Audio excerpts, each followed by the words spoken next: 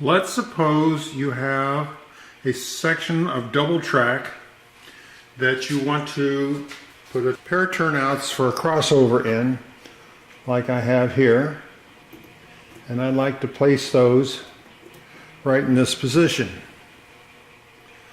I want to show you how I put a turnout in using a Tam Valley servo without having to crawl underneath the table or trying to screw in the screws under the table or fit the turnout rod through that teeny weeny hole. I do everything from above. So I will do a step-by-step demo of that. Okay, first you need to decide where you want the turnouts to be and mark them. I'm going to just place a small mark here at the very end of this turnout and one at the very end of the other turnout, so I'll know where I'm going to place them. Then you cut the track where the turnouts are going to go. Just temporarily setting the two turnouts in there, make sure everything fits. After I've cut out the section of track where the turnouts go, I cut a small piece of wood about the width of the bed. It doesn't have to be exact because it's going to be covered up with ballast anyway. This piece I cut 1 3/4 inches long. I actually cut 2 of them, one for the other end. Then we'll cut out the cork bed and put this piece of wood in there in place of it. Use a razor knife to cut out the cork. With the little wood pieces in place, put the turnouts back in, make sure everything fits properly. With the turnout at its halfway point, mark with a stick pin in the wood where the hole is, because we're going to drill a hole through the wood here in a little bit. I'll need to do that on both of them. Okay, now take the turnout out and with a marker, some kind mark where that hole is bigger so you can see it.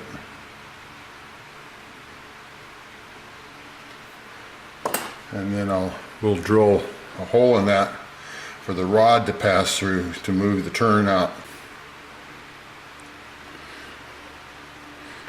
Using a 3/16 inch drill bit,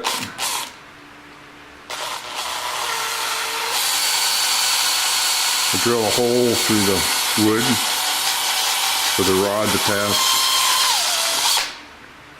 Do that on each of them. I put the turnout back in place to make sure that the holes align right, and it looks like this one is a little off. Looks like it needs to go that way a little bit, so I'll enlarge that hole. Okay, again, this is what the servo looks like. And here's the rod. Comes out through. And I placed a piece of double-faced tape on it. Okay, take that off. Now we're going to place it on the turnout. And this is why we do it above board, because getting that rod, make sure the rod is centered, getting that rod to go through that little hole when you're laying on your back upside down and behind the set is next to impossible unless you got two people. Okay, so now it's through the hole.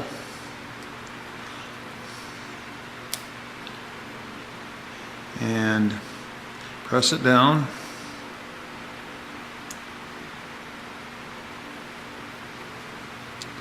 So you can see there, the rod is going through the little hole.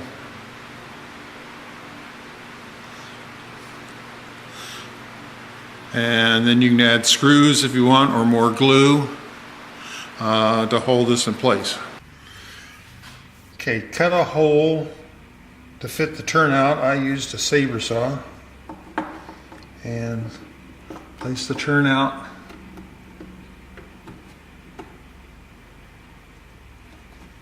in with the track so it's tight. That looks pretty good there. Now we'll do the other one. Maybe we should test the turnout and make sure the throws are okay before we mount the other turnout. These run off of Tam Valley Depot controllers. This happens to be an Octopus 3A, and it will run up to 8 different turnout or turnout combos. This happens to be a turnout combo because we're going to run 2 turnouts off the same circuit with a splitter. And I'll show you that when we get there. So I'm going to go ahead and wire this up. I drilled 2 holes, one for the controller, that's this one here. And the controller will go over, let's see, I have a controller right here. This is what they look like. There's a controller. And we'll mount it in and you push the button and it makes the throw go one way or the other. And then this other hole is for the wire that goes to the turnout itself to run the servo. That's what the S is for, servo, and C is for control. You can see there's room for 8 of them, 0 through 7. Then there's a power that you bring in from underneath. I just use an old laptop transformer to power this. So let me go ahead and wire that up and I'll show you when it's wired. Okay, this is mounting of the controller. This is what the controller looks like. Cut a hole in the table and you use these cables that comes with it. You can buy extras. They come in 1 foot lengths and 3 foot lengths. And you plug them in so that the white wire goes to S. S stands for signal. So you always go white wire to white wire, of course. And we'll just stick that in there and I'll screw it down. Okay, here's the controller mounted. Its cable comes from it up to the bottom, and we're going to give it to controller 0. And again, the white wire is the signal, and right here it says BRS. You want the white wire to go to S for signal. And this is the controller, so it's on the C one. And then to the switch, you put the white wire to the S again, BRS, and this one's labeled S for switch. So we plug that in. And I usually put these Octopus near where the most switches are. You can run the wires as long as you want. There's probably a limit. I haven't run into it. But and they can be mounted underneath, but I find it easiest if you mount them up above. You can work on them, and then you just hide them with a Quonset hut or something, train station or a building or something. Of course, you may have to plan that out a little bit so there's a road coming in and things like that, but this can pretty much be mounted anywhere. It does have a controller here that looks like this, that's in the picture. And this allows you to change the throw, and to adjust it, how much it throws, how hard it throws, and that plugs in right here. And then you have to have a little jumper here that you change when you're doing the adjustments. We'll go over that in a little bit. Okay, I've got the power wired up. I think you can see here I just use a standard laptop brick. I think the voltage is pretty wide that you can use on this thing. This is the brains of the matter, so you, like I said, you want to put that in a smart spot so that you can get at it. You can be underneath, but I tried to avoid getting underneath. You do have to get underneath a little bit to run the 3 wires from the controller over to the Octopus, and from the switch over to the Octopus. That's this one here. So you can see the lights are green and red. Let me show you the switch. We'll zoom in on it.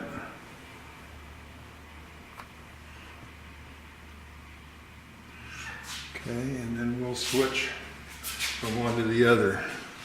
So that's straight through. That's turnout. back to straight through. Nice and smooth and quiet, very realistic. You're not having to reach your hands on the track itself and manually turn throws and make it look kind of fake. This looks more like the real thing. Now, one thing that I found a little confusing was the controller. If it's straight through, like it is right now, it's green and red. And if I push the button and it's a turnout, it's red and green. And trying to remember those is hard. I don't know why they put two of them there. There's probably a good reason. But all I do is I just put a little bolt cap over one of them. I'll glue that in place. But now there's only one color. Red means it's turnout, and green means it's straight through. Now what we want to do is get this other turnout involved. And it's going to go right in there. And then when we push the button, they'll both switch at the same time. So as the train goes through, and one's turnout, the other one's a turnout, and one's straight through, the other's a straight through. And you accomplish that with this magic cable. You buy these separate, they don't come with it, but these are called Y cables. Now it's a Y cable. You can use these to run two different switches off of one control, or as I'm going to do here, I'm going to show you that you can have another controller anywhere you want. I placed it right there to kind of show you that it's maybe on the other side of the track, or maybe you have a master control board where you want all these mounted, and then you also want to be able to control it near the switch when you're walking around with your train. And you accomplish that the very same way with a Y cord. I found that very handy. Let's go ahead and mount the other turnout. We're getting ready to put in the second turnout. One of the things you have to be sure of is that they both point to the same direction at the same time. So just manually I've set the servo in here, and if I push the button, it pushes it over to turnout. And now this one though is on straight through. So that would be a real problem. Do it again. This one's now on turnout, and this one's on straight through. So what you want to do is turn the servo around. I'm sure you could figure this all out, but I find this the easiest, just to do it and see what happens. Okay, now that one's on straight through, and that one's on straight through, and that one's on turnout, and that one's on turnout. So now we'll go ahead and attach this servo by putting a piece of double-face tape under it and put the screws in, and see if we can get it to go inside the hole. This mess of wires is to show you that you can connect more than one of these cables together. Here I've connected a whole bunch of them. I measured it was 12 feet. Or you can actually even make your own, save some money. I just used the wire out of a Cat 5 cable and soldered both ends. Be sure to test before you run this under your table. Oh, and I also want to show you some parts. Okay, this is the controller not connected to the plate. And here's the part numbers for the covers. Got those at Lowe's. Plate, another controller, a homemade wire, and it does all still work, even with all those in there. I guess I ought to prove that.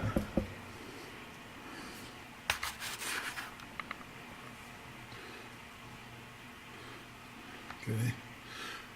One of the homemade wires hooked up to the controller, and the links connected together are hooked up to the switch machine. I push the button, it Still works, back and forth. I'm sure there's an upper limit to this. I've run them as much as about 20 feet. So all this equipment comes from Tam Valley Depot. This is the manual that comes with the Octopus 3. These are the directions on how to use the remote alignment board. This is what the remote alignment board looks like.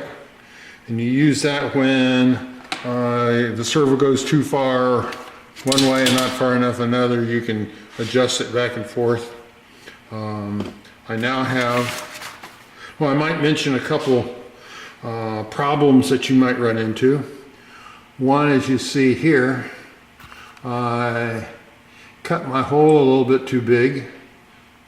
Not a big problem, just fill it in with gum pucky and ballast will go over it very nicely. Another is to make sure that the servo is in the right spot so that it throws all the way open and all the way closed, and that they're aligned together so that I'm going to push the button now. So you'll see that this is now on the straight through, and so also is the second one. So that's really important, but that's something you can do wrong, and then you have to take it all apart and turn one of them around, and then just test it. You'll notice that this servo has a rod on it that's way too long. I usually leave them that way until I'm happy with how it's working, and then cut it off with a Dremel tool just above the throw.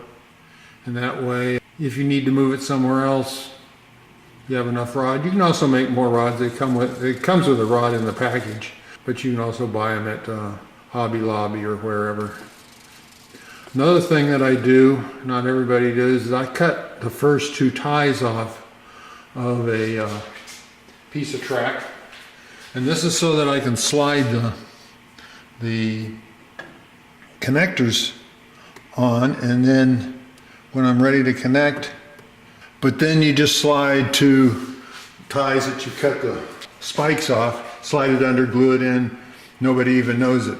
I don't solder any of the connectors in this area so that I can, maybe just this center one, but so I can pull everything out in case I need to. It all seems to be held in place. The current goes through the connectors. I run dead rail, so power is no worry for me. Now I'm going to hook up the other controller so you can see that you can run this switch from 2 or even 3 or 4 totally different places on the set. You can run a set of switches, 1 or 2 switches, and I'll just mount these with 4 screws. I pre-drill the holes since I'm not very good at drilling.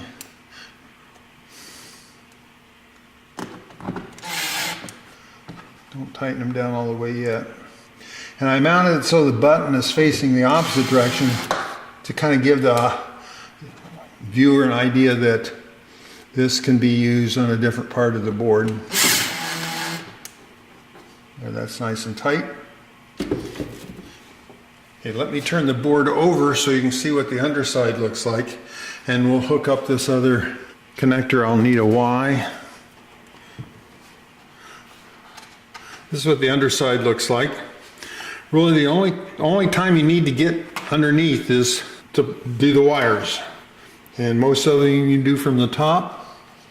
Let's see, let's make sure that I have the white one going to the S. And if you don't, it doesn't ruin anything, it just doesn't work. Okay, and this one I'll need to unplug.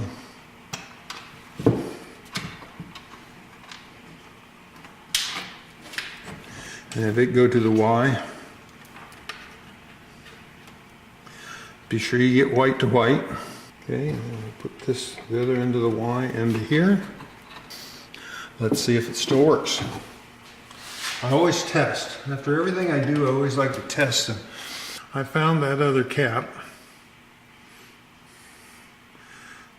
And what they're made for is to go on the end of a number 10 screw to protect it, like if it's exposed somewhere in a playground. But they work perfectly for this. They're a little bit long, so what I do is I just snip off the end about halfway, put just a tack of glue. I guess the only thing I have left to do is to cut off that rod. Let me do that. Okay, there it is.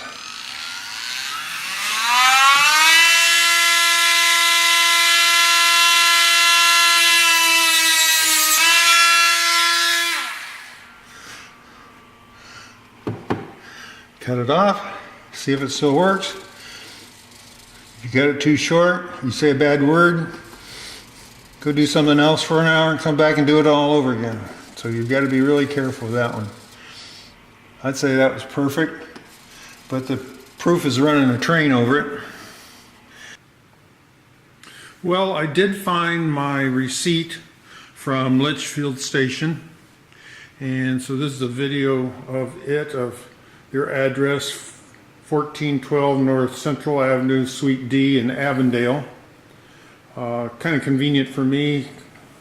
Since I live in Yuma, I drive to Phoenix a lot to see my grandkids, and it's right on the way, right on the interstate. I did check on the internet, make sure that the website and the phone number are still current. The prices have probably changed a little bit. Really nice people. I recommend you buy from them. I'm sure you can buy Tam Valley from other places. I like the idea of Tam Valley. I did use the tortoise before, but they seemed awfully big.